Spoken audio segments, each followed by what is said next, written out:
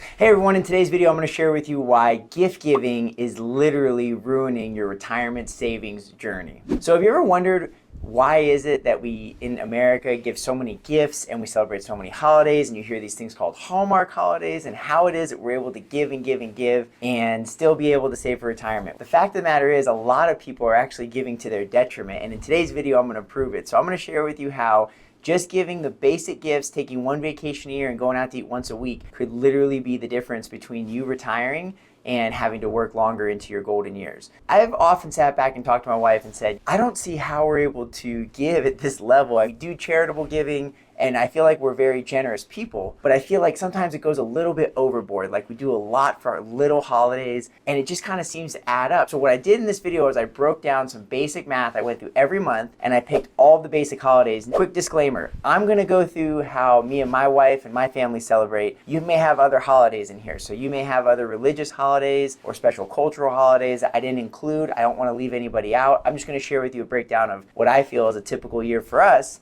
And then you can kind of swap out different holidays. I might have a holiday you don't, and you could swap yours out for one of mine and try to get the same basic idea. What I did was I chose a family of 4, a married couple and 2 kids. I also assumed that the couple's parents were both alive, so that way we could factor in things like Mother's Day, Father's Day, and things like that. So let's get right into it. I want to break this down because I think the numbers are actually a little mind-blowing. So first off, I started with New Year's Eve. And what I did was for all the smaller holidays like New Year's Eve or Valentine's Day or St. Patrick's Day, I just chose $250 for each holiday. And I felt like that was probably an average. Some holidays, like you might go to have St. Patrick's Day, go out for corned beef and cabbage, get a couple of green beers, and that may not be exactly $250. But then for a holiday like 4th of July, you might go a little bit overboard on the fireworks and apple pie and hot dogs and the barbecue you're throwing. So I tried to make an average. So I just chose $250 for the basic holiday. I did Easter. Now I also threw in Passover to try to get a religious holiday in there. And I also chose 8 birthdays. So this would be the family of 4 plus their 2 sets of parents. Now I also threw in some friends' birthdays, a graduation, a basic vacation, which I chose $2,500 a year for. Mother's and Father's Day, an anniversary. I chose a gift for like your kids' teachers at school, like a back to school gift or an end of the school year gift. And then I also chose Halloween, Thanksgiving, and Christmas. When I added up all of these different numbers, I arrived at a little over $11,000 that you'd be spending on an annual basis just celebrating these basic holidays and doing the basic gifts. Now I may have left a couple things out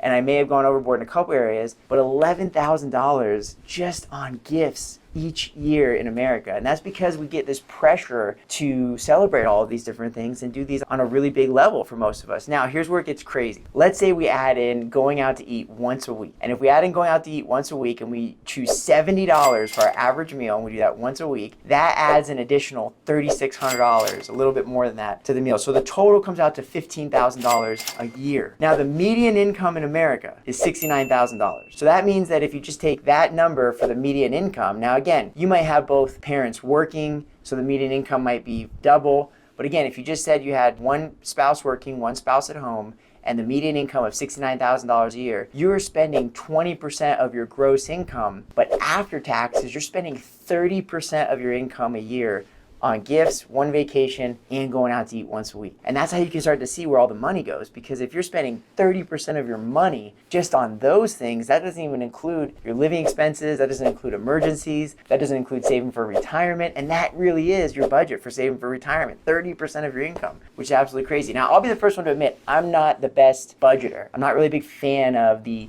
really regimented budgeting. I've noticed that when Jennifer and I budget really closely down to the penny, on a weekly basis, it really sucks a lot of the fun out of life. It makes a lot of our communication very tedious, and it forces us to communicate a lot around what I feel is unnecessary items that I'd rather be spending more time talking to her about strategies on how we're raising our kids or things that we're going to do as a family that are really intentional that we feel are going to be allowing us to live our best lives. So instead, we just save 40% of our income. If we save 40% of our income every year, then I feel like we're doing a good job. That's our goal. And then we just spend the rest. So that's our simple budget. Again, if you really take a look and inventory these items, that's what I'd encourage you to do, and maybe figure out ways you could cut back or you could maybe skip some of these holidays. Like maybe you could skip one. I don't know which one. I don't want to offend anybody if one holiday is really important to anyone. But there could be ways that you could cut back or save, or maybe flip that and just say, okay, look, we're going to save a certain portion of our income like I do, and then you could just spend the rest on the holidays freely and not worry about it. But that's the math behind it. That's how crazy this is. So I'm going to be doing more videos like this about how to really get clear on where your money's going, because if you're not clear on where it's going, you don't want to wake up 30 years later and go, oh my gosh, I didn't save for retirement because I didn't pay attention to my money for the last 30 years because it just felt like it was going. I was trying to always make ends meet. Here we can try to get conscious of what's happening, take control of it, and put you in a position where you could actually actively save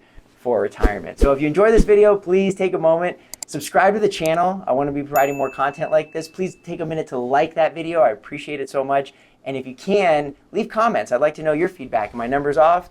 Are my numbers close? Is there something you'd like to see a different video on that could bring light to maybe a different way to save money or a different way to cut back on expenses? Please leave those comments below. I'll make sure I respond to all of them. As always, thanks so much for watching.